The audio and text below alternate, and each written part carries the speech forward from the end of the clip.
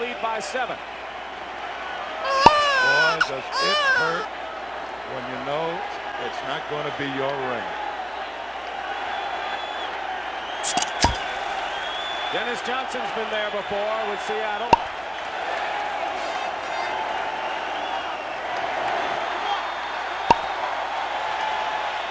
But the Lakers, who hoped that even year would be a charm. They won the championship in 1980 over Philadelphia. And again in 82, had hoped that 1984 would follow suit.